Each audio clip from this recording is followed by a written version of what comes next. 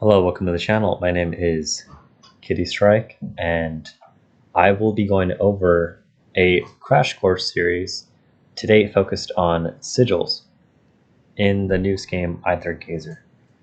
Now, sigils are a little confusing for me at first, and so I hope this video helps clear the air for some people who still may be confused on exactly what these things are.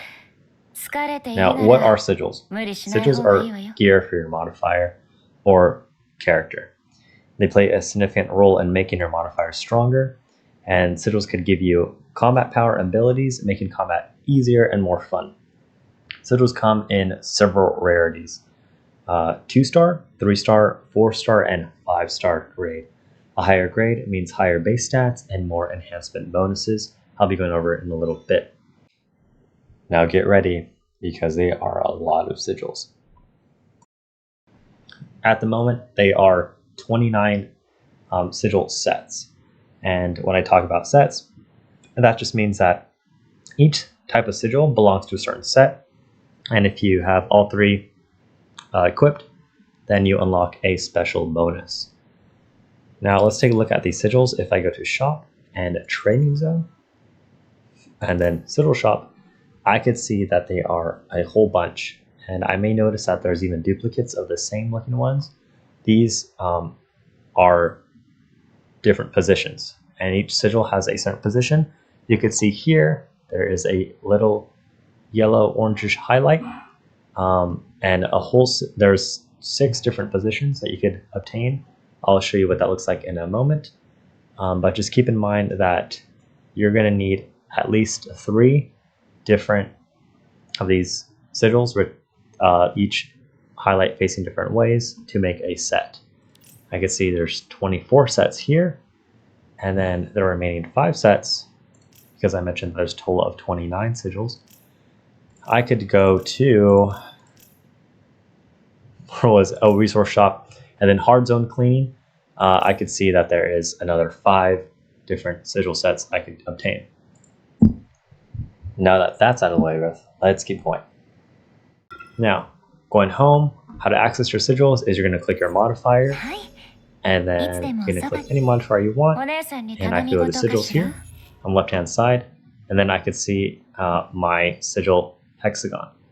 Now there's I'm going to talk positions next, because this is what you may notice, and I'm going to unequip these things, these sigils.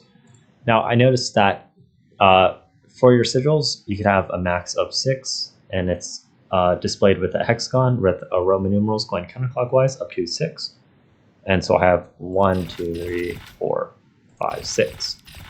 Now, positions are important to note, but they don't matter that much, especially if you're going to have a higher grade sigil, right? So 5-star sigils. Now let's talk about sigil positions. Now, sigil positions are important to note because of 2 reasons. One, it will determine a couple fixed stats or enhanced skill effects, and also you're going to have a base stat that you're going to want to pay attention to. So regardless of sigil grade and sigil set, on the 1 position, you're going to have attack and HP. On 2 position, you're going to have attack and defense. On the 3rd is attack and HP. The 4th is attack and defense. The 5th is attack and HP. And then the 6th is attack and defense. Again, it doesn't matter what grade or which set you have. These are always going to be the same. Just that a higher grade is going to give you higher stats. What also positions affect is, and if I go to cultivate, I could see that under enchant, I have a fixed effect. These are determined by the position that the sigil is in. Each set has different fixed effects, and so I wouldn't focus too much on trying to obtain, say, right, you're trying to build like an attack character with high attack. I wouldn't focus so much on trying to roll or get DPS stats on fixed, simply because when you obtain a 5-star grade sigil, and I go to cultivate, you could actually enchant the effects after you enhance its level. Now this is really cool because it allows you to choose which effect you want on your modifier. So at the moment I have Rage and Nimbleness. However, if I enhance, I could see that I could obtain Tactics Enhance and Gifted Healer. Now, if I really wanted to, I could try to level up you could also level up enhancements. So I have Chain Enhance at the moment at level 1, but because I have another enhanced effect, it brings it up to 2, and I get a rating of 10%, which is really neat. At the moment, there are currently 40 skills to unlock, and there's a lot of different things, so you can build your modifiers however you like. There's a lot of cool things you could do and give them really cool enhancements and stats.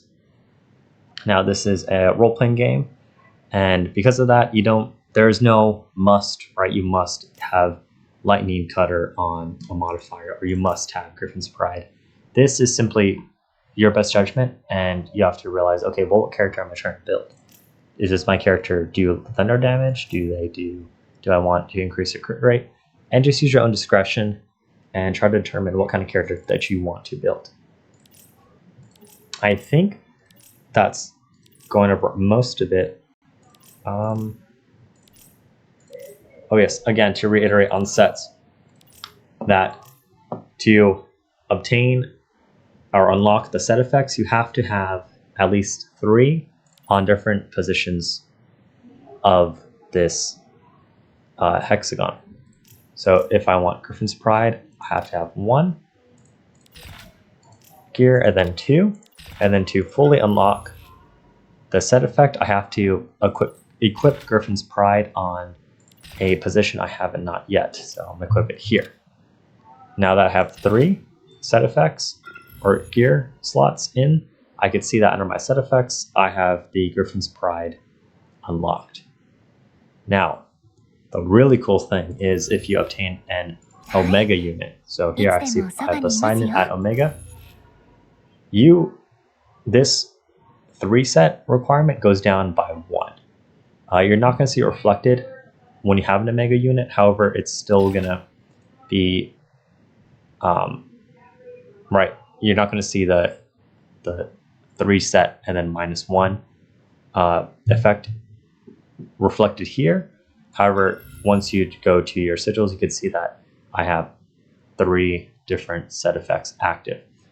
An important thing to know as well is set effects do not stack. The video is over. Just kidding.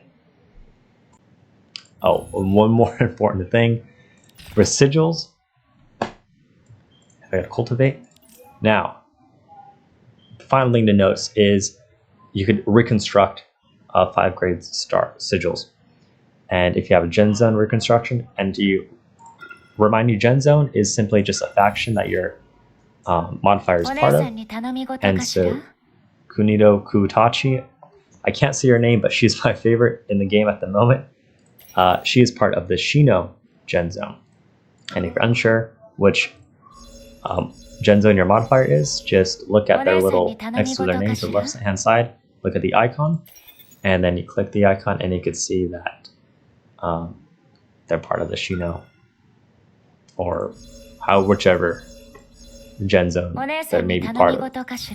Now if we go to sigils here, go back to my reconstruction, I could use one of these and click reconstruct, and I could actually choose a 20% stat increase based on the modifier's Gen Zone. So at the moment I have the sigil stats increase 20% when equipped by a Shino modifier, or I could choose to change it to an asterism modifier.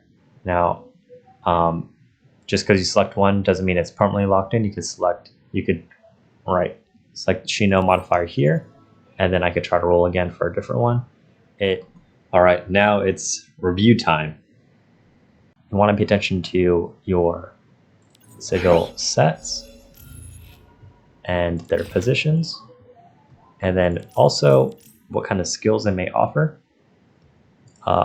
You always obviously want to aim for a higher 4-star and preferably 5-star grade sigils. And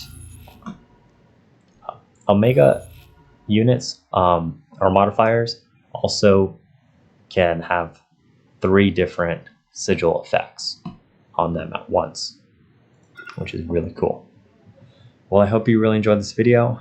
If you do play Aether Gazer and are on the global server, please consider joining our guild CIIC and joining our Discord. We'd love to have you and enjoy this game with you. Also, if you play Azur Lane, please join my guild Adversity on the Sandy server. Thank you so much for watching. I hope you enjoyed this crash course, and I hope to see you again real soon.